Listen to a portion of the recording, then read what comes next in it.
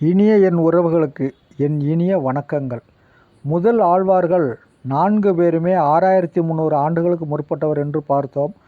அடுத்ததாக நம்மாழ்வாரும் மதர்கவி ஆழ்வாரும் 5125 ஆண்டுகளுக்கு முன்பு பிறந்தவர்கள் என்றோம். அடுத்ததாக குலசேகர ஆழ்வார், பெரியாழ்வார், ஸ்ரீ ஆண்டாள் நாச்சியார் இவர்கள் எல்லாருமே 5000 ஆண்டுகளுக்கு முற்பட்டவர்கள். அடுத்ததாக இந்த பதிவில் தொண்டரடி பொடியாழ்வாரும் 5000 ஆண்டுகளுக்கு முற்பட்டவர். 11வது ஆழ்வாராக 4700 ஆண்டுகளுக்கு முற்பட்டவர் திருப்பானாழ்வார். இவர் கார்த்திகை மாதம் ரோகிணி நட்சத்திரத்தில் உறையூரில் திருமாலின் வட்சத்தின் அம்சமாக குழந்தை ஒன்று அவதரித்தது.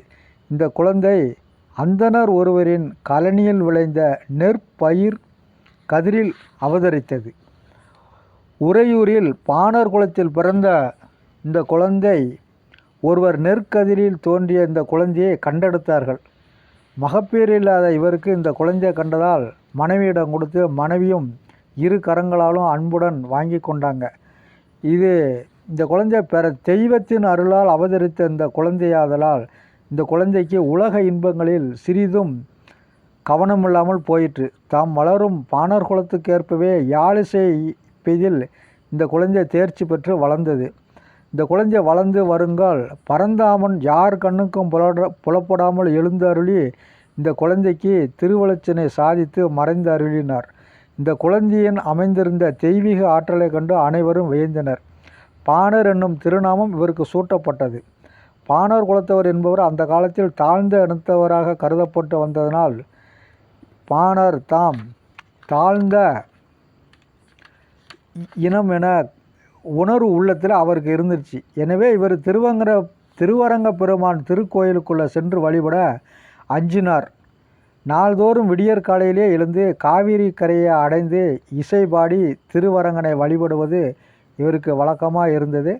ஒரு நாள் அதிகாலையில் காவிரி ஆற்றுக்கு வருவார். காவிரி நதியின் தீர்த்தத்தை எடுத்து சென்று திருவேங்கடமுனுக்கு திருமுழக்கு செய்வார் ஒரு வேதியர். அந்த வேதியர் வழக்கம் போலவே அவர் அன்றும் லோகசாரங்கர் என்று சொல்லக்கூடிய அந்த வேதியர் பொற்கூடம் ஒன்றை ஏந்தியவராக பொன்னித்துறையில் அடைந்தார். அங்கே இசைபாடி நின்றிருந்த பாணரை பார்த்தார். பாணரும் தாழ்ந்த குணந்தவர் என்பதால் பாணரை தூரத்தே செல்லுமாறு லோகசாரங்கர் அருவருப்புடன் கூறினார். பாணரோ பரவசத்துடன் நின்று கொண்டிருந்தார். இதனை கண்ட லோகசாரங்கர் கோபமுற்று அவர் மீது கல்லை எடுத்தார். இதனால் அந்த கல் அவர் மேலே பட்டது. ஸ்ரீரங்கனுக்கு கோயில் உள்ளே இருக்கிற ஸ்ரீரங்கன் மேல் பட்டது. பாணரின் சிறப்பை இவர் லோகசாரங்க முனிவர் உள்ளே சென்று பார்க்கும்போது கருவறை மூடியிருந்தது. உள்ளே இருந்து குரல் ஸ்ரீரங்கனின் குரல் ஒலித்தது. அவரை போய் கூட்டிக் கொண்டு வாரும். அவரை ஏன் எரிந்தீர்கள்? நான் அவருடன் இருக்கிறேன் என்று கூறிய உடனே அந்த கூறிய கருத்தை கேட்டு அவரையும் சேர்த்து தூக்கி வந்து கொண்டிருந்தார் லோகசாரங்க முனிவர்.